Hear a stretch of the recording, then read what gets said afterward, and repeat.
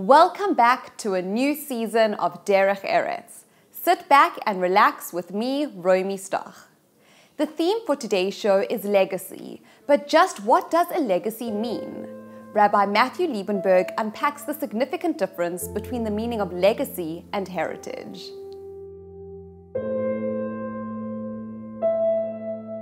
Legacy. It's a very, very powerful word. But what does it mean exactly? If we look in the dictionary, it tells us that a legacy is anything that has been handed down by a predecessor. It doesn't sound like much of a powerful description of something that's much, much bigger. So let's try to understand it by analyzing some ancient sources. The Talmud tells us that as soon as a child can begin to speak, a Jewish child, we teach them the following verse that comes from the end of Deuteronomy. Torah tzeva lanu Moshe. Moses commanded us the Torah. Morasha kihilat Yaakov. It is a heritage to the house of Jacob. Now, in Hebrew, you have two words that are very similar. The one is a Yerusha, an inheritance, something that you receive from your parents when they pass away. And then this word, which is Morasha, a heritage or a legacy. What is the difference between an inheritance and a heritage or a legacy? And there is a fundamental difference, and I think that this goes right to the heart of the whole subject matter of legacy. You see, a Yerusha, an inheritance, is something that you receive. Not so a morasha, not so a heritage or a legacy. This is something that you receive from previous generations, and you have to nurture it, and you have to look after it, and you have to add onto it and hold it tight, and then hand it on to the next generation. It's not yours to keep. It's yours to protect. It's yours to look after. But then you keep on giving it. A legacy, by definition, a heritage, must be something that goes from generation to generation, l'dor vador. And we find a hint to this with the very first Jewish man in the Bible, none other than Abraham. Abraham was an iconoclast. He came up with this radical idea, monotheism. There is one God, and He is a loving God, and we should worship Him and do His commandments. And it wasn't that popular in his day to go about preaching this belief. People believed in many different deities and gods, but Abraham preached this. And in fact, he was very, very successful. And he taught many people together with his wife, Sarah. And then we look at the next generation, his son Isaac. Yitzhak doesn't seem to have any type of passion or any type of creativity. He's just doing the same thing that his father does. But this is exactly the point.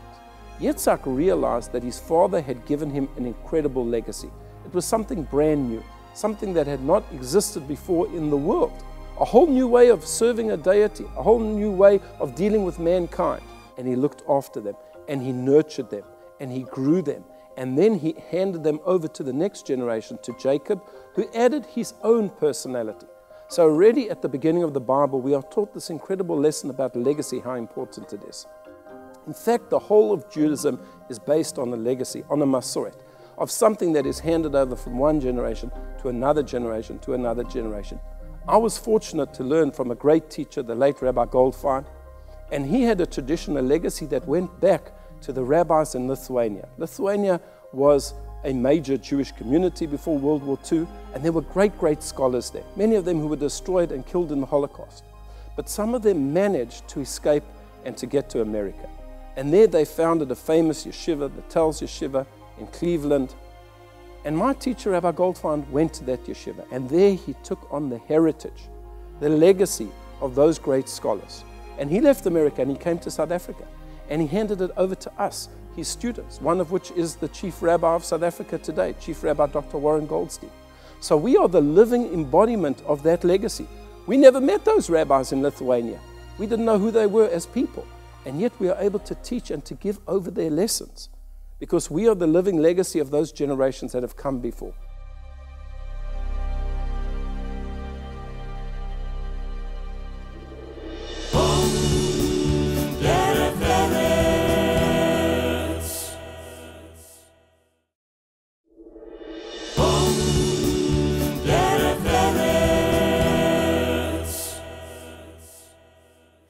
Tucked away in the leafy suburb of Rivonia, Johannesburg, Lily's Leaf Farm was once the nerve center of the liberation movement and a place of refuge for its leaders.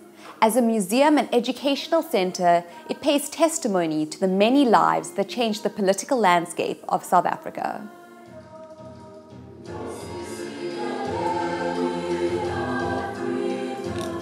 I used to be part of a coffee society that would meet every Saturday morning at Hyde Park, and there was someone there that had been involved in a small way in the struggle in the 80s. And we just decided to look up Lily's Leaf. And it happened to be closed on that day. And eventually she held her 40th birthday party here, and I came. And then I brought the Treasurer General here for lunch. And then we left. He said, I want you to put on the Rivonia trial reunion to commemorate the 40th anniversary of the formation of MK, which I duly did. I put on the Rivonia trial reunion here in the grounds of the main house. And I thought, we can't just put on a reunion and leave and let this place disappear into historical oblivion. So I went to the Treasurer General at the time and said, I want to set up a trust and I want to buy back Lily's Leaf, because I felt there was something more to this place than just a reunion. And actually interesting, on the day of the reunion, someone came up to me and said, are you aware 40 years ago, your father did the legal purchase to buy Lily's Leaf, and 40 years hence, you're buying it back. In fact, what is interesting is, I think it had become lost in history. This unique site had become lost because even I was unsure. I was terrified and petrified that here I was buying back the three properties which made up the historical structures, that all to Lily's Leaf would be the 11th of July 1963, which was the day of the raid, and that was it. So I just felt there was something more to Lily's Leaf than the reunion, and that I felt this need that we needed to preserve it. Lily's Leaf was purchased in 61, in August of 61. In fact, it was Bram Fischer had instructed Michael Harmel and Ahmed Cathadra to go and find a safe place for the Communist Party to meet. Because I think one must understand that South Africa at the time had gone through a major change in terms of what happened at Sharpeville, the massacre of 69 innocent people, mainly women and children who'd been shot in the back. It had redefined, it had reconfigured the struggle.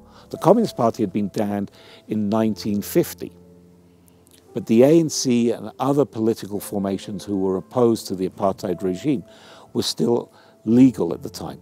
But the Sharpeville massacre led to, firstly, the ANC, POPCO, and the PAC being banned. And aptly, Bob Heppel remarked, the apartheid government closed off all doors of communication by eventually banning the ANC. There was no one to negotiate with. You can't negotiate with a banned organization. Secondly, Sharpeville led to the decision to move away solely from passive resistance to a combination of armed struggle. So you have this unique change, this new context, this new environment emerging. And within this context, it became increasingly difficult, and in this environment, for the Communist Party to meet, because the safe houses were now all being used as places of refuge for those who had now been banned and gone underground. And Lily's Leaf evolved beyond just being the high command of the newly formed military wing. Nelson was its first commander-in-chief. He moved here in October of 61, posing as David Motsamaia the gardener in the blue overalls. It evolved into the inverted diaspora of the movement. It became the soul, it became the heartbeat, it became the place of the liberation movement, of the Congress Alliance. So Lily's Leaf, within the struggle, was a central core feature. What we often find, especially in history textbooks and online and in other museums, are the big stories. And the history is sort of built around those big events. What I love about Lily's Leaf is that the history is not only, the big events are there, but there's so many personal stories interwoven in that I think that's what makes it special. Initially, it was merely a gut instinct, a gut feel that I had to do something about preserving Lily's Leaf. Of course, as the project unfolded, we coined Lily's Leaf Uncovered. So the journey of uncovering Lily's Leaf has been a journey of immense passion, immense interest. It tells the story about the struggle. It highlights the importance of what that struggle was about. It conveys a message of what we want to see or what they hope to see in a new South Africa. And Lily's Leaf is the synthesis of the struggle, but the antithesis of the problems that we are currently experiencing today. In order for one to get the whole story on how history started or where we come from, it's best if you begin your tour here at Lily's Leaf, because this is the birth of MK. MK simply stands for Umkhonto weSizwe, which was the military wing of the ANC. You start here, you take in your tour onto the Constitutional Hill. From Con Hill, you go to Apartheid Museum. Well, I feel people should come here to know where they come from. We have also embarked upon international solidarity. We have embarked upon ensuring that we don't forget the important role that the international community played. And the two exhibits that we currently have are on the role of Sweden and Norway. And I discovered that with regard to the money that the Swedes gave, my father, Harold Wolpe, was the unofficial auditor or bookkeeper. He was the one that was keeping the records of all the money that was coming in paper bags from Sweden. Nick feels passionate about his family's role in South Africa's history. I think he's very proud of what his parents achieved, and you can see the glow that sort of comes from within, and almost a hunger that he has to speak about them and to find out more about them. And the whole process of creation was done with his mother, even though she was in Cape Town. I think she was very much part of the whole development of the site, and she was the person he went to. I look at my father and I sometimes say, if I could be half the person he was, what a great human being I would be. Because he was an incredible human being. He wasn't just interested in power, glory, wealth. He was committed and dedicated to the struggle to bringing about a new South Africa, predicated on the Freedom Charter, predicated on those fundamental principles that defined the ANC. But it came at a cost of the family. So I hope that I've acquired some of that selfless commitment and dedication, that it is coming through in my commitment and dedication to preserving Lily's, ensuring that the meaning and essence of Lily's Leaf and of the struggle is not lost, that the ideals for which the ANC stood for are preserved, and that people come to understand and appreciate that the ANC at its root is an amazing organization that believes in a South Africa of a non-racial, non-sexist South Africa for all, which unfortunately to a large degree has become lost. I would encourage each and every kid to know their history. They must know where they come from. And let's not only talk about Nelson Mandela. He wouldn't have done it on his own. Let's teach them about the South African history. Because if we only tell about Nelson, what's going to happen in future? Our kids are only going to know about Nelson, and that's it. Derech Eretz implies the notion of selfless commitment, a sense of being part of a community, that it goes to the idea of an us, not an I.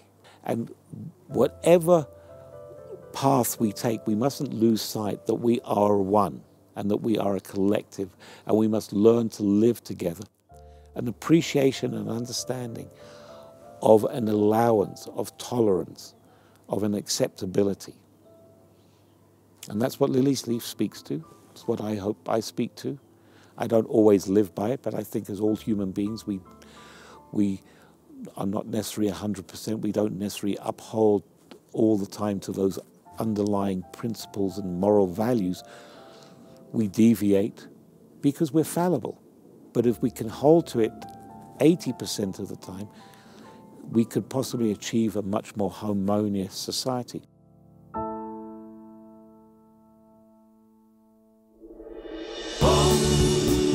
Derech Eretz.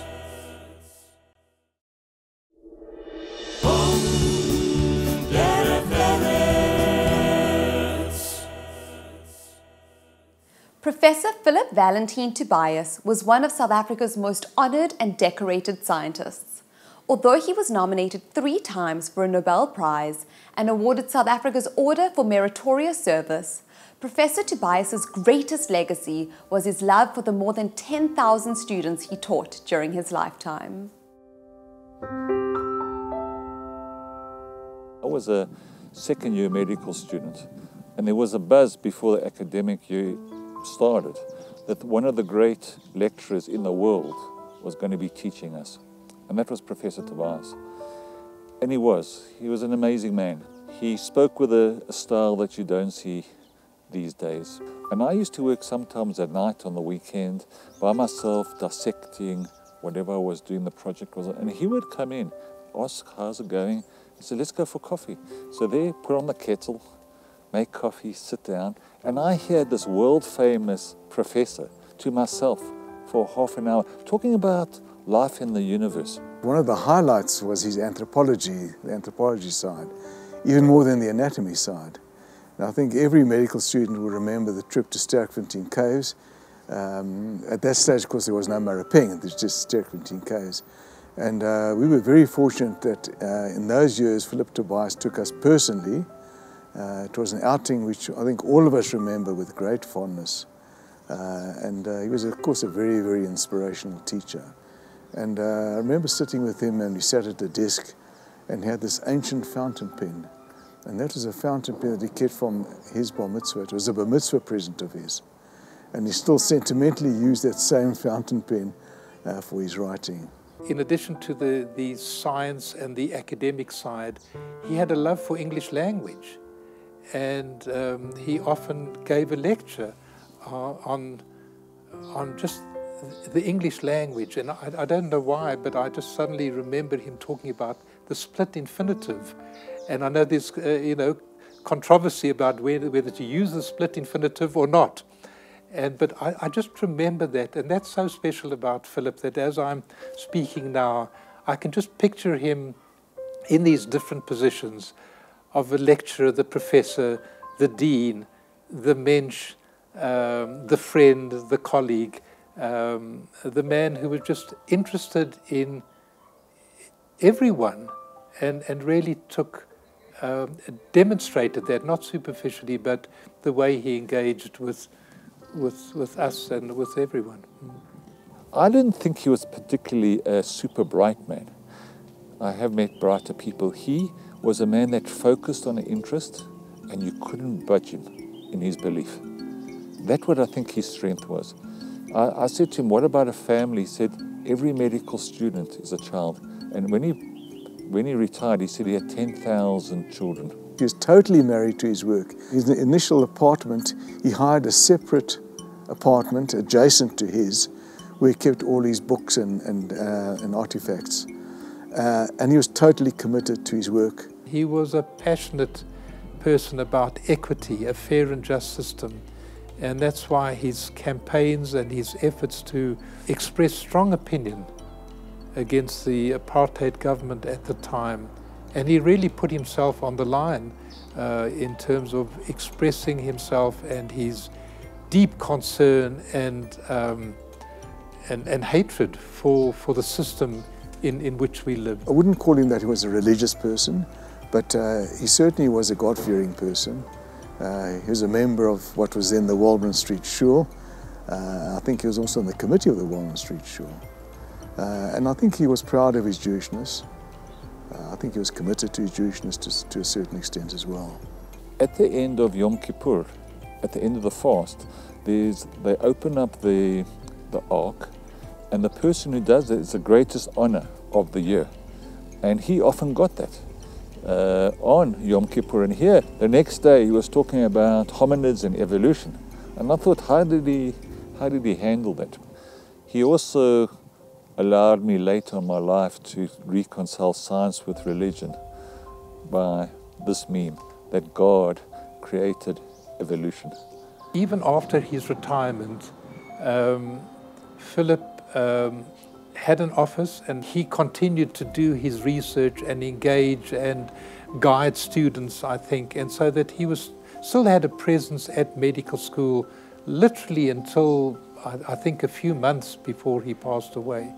And so I'd often see him at the canteen, always dressed impeccably, you know, even though many of us at the medical school, even as senior lecturers and professors, started to dress more casually without ties. Philip always had his tie and jacket, even coming to lunch. I don't think they make professors like Professor Tobias anymore. I think the medical schools have become corporized, they're institutions, they don't really have characters. He was a man that loved this university, the academia. He gave his whole life to it. And I think that we as a country, we as Jewish people, need to thank Philip Tobias for his wonderful, wonderful contribution that he made to give a foundation, because anatomy is the foundation of all medicine. You have to know the structure. And he made it alive. So I think Philip Tobias's Derech Eretz was one of fairness, of equity, of a system in which everybody had a place to contribute, and that everybody should have an opportunity to reach their full potential. And the impact that he had on people, students and colleagues in the wider community, is that Philip Tobias made the world a better place, without question. He, within his own environment of the Wits Medical School, of which he was part of for over 60 years, but certainly because of his travels around the country and the world, I would guess that he had an impact on every single person with whom he came into contact.